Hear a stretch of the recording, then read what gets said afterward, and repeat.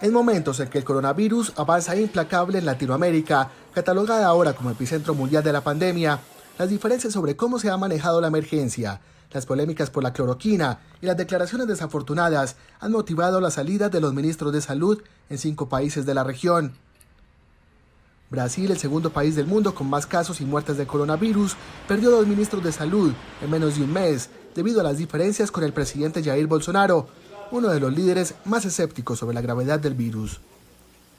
Primero fue destituido el médico Luis Henrique Mandetta, quien se enfrentó públicamente al mandatario brasileño, mientras que su sucesor, el oncólogo Nelson Teich, presentó su renuncia 28 días después de asumir el cargo. En el caso de Mandetta, las fricciones se produjeron por las discrepancias respecto al distanciamiento social, pues Bolsonaro se oponía a los confinamientos, y en el segundo, la prescripción de la cloroquina fue el principal motivo del retiro de Teich. Pero Brasil no ha sido el único país en perder a 2 ministros durante la pandemia. En Perú ya dejaron el cargo la cirujana Elizabeth Inostroza y el médico experto en políticas de salud pública, Víctor Zamora. El caso más notorio fue el de Inostroza, quien fue destituida el 20 de marzo, tan solo 4 días después de que comenzara la cuarentena nacional dictada por el gobierno para enfrentar a la epidemia. Inostroza, quien había asumido 4 meses antes, fue criticada por la escasa preparación que mostraba el sistema sanitario del país para enfrentar a la enfermedad. La entonces ministra fue reemplazada por Víctor Zamora, un médico experto en gestión y políticas de salud y promotor de una estricta cuarentena que se prolongó durante más de 100 días hasta el pasado 30 de junio. Zamora también permaneció casi 4 meses en el cargo hasta este 15 de julio, cuando fue reemplazado por la médico cirujano y exministra de Salud Pilar Massetti, la jefa del equipo especial conformado para enfrentar a la epidemia.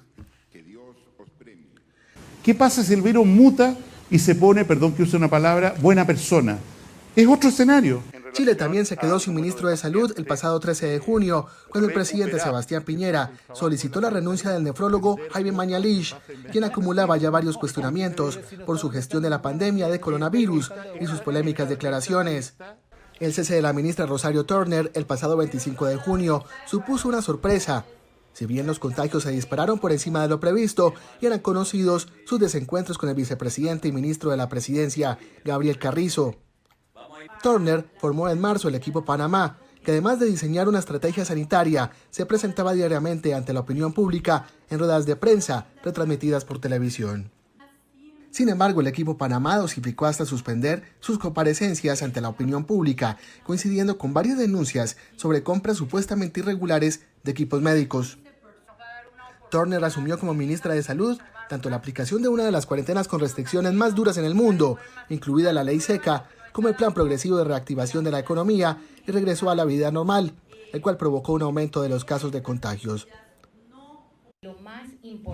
La pandemia del coronavirus y el agravamiento de la situación en Guayas, cuya capital es Guayaquil, especialmente azotada en el principio de la crisis, se llevó por delante en Ecuador a la ministra de Salud, Catalina Andramuño, una cirujana y especialista en administración de sistemas sanitarios.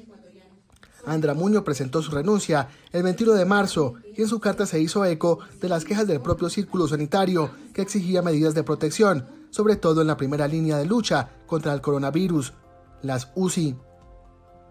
El presidente Moreno designó a su reemplazo al cardiólogo e epidemiólogo Juan Carlos Ceballos, decano de la Facultad de Medicina de la Universidad de las Américas.